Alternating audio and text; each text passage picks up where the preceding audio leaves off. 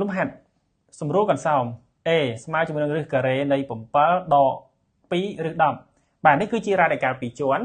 បាទបងប្អូនរ៉ាឌីកាល់2ជាន់ទី9ដឹងស្រាប់ហើយបងប្អូននៅតែលឺរ៉ាឌីកាល់2ជាន់ប្រកាសជាបាទខ្លាចទេត្រូវហ៎អញ្ចឹងបងប្អូនដែលមិនចាស់បាទត្រៀមខ្លួនប្រឡងឌីប្លូមឆ្នាំក្រោយមកមើលវីដេអូលោកគ្រូបានពួកយើងធានាថានឹងយល់ហើយ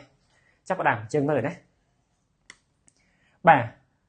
នៅពេលដែលយើងចាប់ផ្ដើមបំបែកដើម្បីបញ្ចេញវាពីរ៉ាឌីកាល់2ជាន់មើលតាមលោកគ្រូណាចឹងនៅកន្លែងនេះយើងយកតែ10មកបានហើយបើយើងមាន2ពីមុខអញ្ចឹងយើងដក2កវត្តចោលយើងយកអាក្រោយ2មកនិយាយណាអញ្ចឹងយើងដក3គុណ2អញ្ចឹងយកតែរឹស10ពីមកទេរឹស10យើងអាចទៅសេទៅជារឹស2បាទរឹស2គុណរឹស5ព្រោះរឹស10ស្មើនឹងរឹស2គុណរឹស5អញ្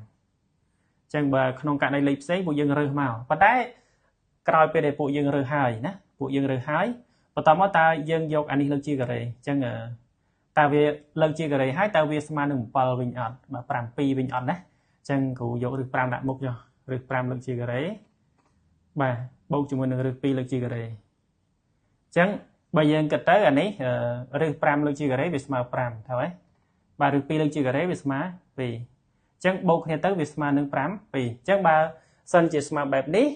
បាទពួកយើងអាចយកបាទគូនឹងតែម្ដងអញ្ចឹងកន្លែងនេះសួរតែ5និង2បានមកពីណាអញ្ចឹងយើងគិតរឹស10មុនណារឹស10វាឈរនៅពីក្រោយ2នេះយើងបំបែកវាទៅជាបាទរឹស2គុណនឹងរឹស5ទៅវាស្មើរឹស10វិញហើយបន្តមកយើងយកលើកវាជាការ៉េបើសិនជាលើកជាការ៉េទៅបូកគ្នាទៅស្មើនឹង7នេះវិញអញ្ចឹងយើងគិតត្រូវយើងយកនឹងមកដាក់អញ្ចឹងដល់ពេលយើងបែកបានមិនចាស់ពួកយើងទៅមើលបាទអញ្ចឹងកន្លែងនេះលោកគ្រូទៅសេទៅជាកន្សោម A នេះបាទនាំឲ្យ A របស់យើងស្មើបាទរឹសការ៉េនេះអញ្ចឹង7នេះលែងមានណាយើងបំបែកទៅជាអញ្ចេះវិញយើងបំបែកទៅជាបាទរឹស5លើកជាការ៉េដកជាមួយនឹងកដាទុកដដែល2រឹស10បូកជាមួយនឹងបាទនេះរឹស2ការ៉េរឹស2ការ៉េយកមកដាក់វិញមកទៅសេបែបនេះហើយពួកយើងអាចទៅសេបានទៅជាបាទរូបមន្ត A ដក B លើកជាការ៉េអញ្ចឹងយើងទៅសេបានទៅជា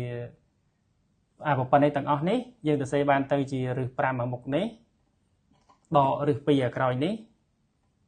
សេយកអញ្ចឹងណាបាទលើកជាការ៉េអានេះចូលរូបមន្ត A ការ៉េដក B ការ៉េបន្តមកពួកយើងសម្រួលនិទស្សនជាមួយនឹងសន្ទុះរ៉ាឌីកាល់នេះអស់ទៅវានៅសល់តែរឹស5បាទដករឹស2បាទអញ្ចឹងងាយវិធីគិតលឿនណាបាទអរគុណច្រើនច្បាស់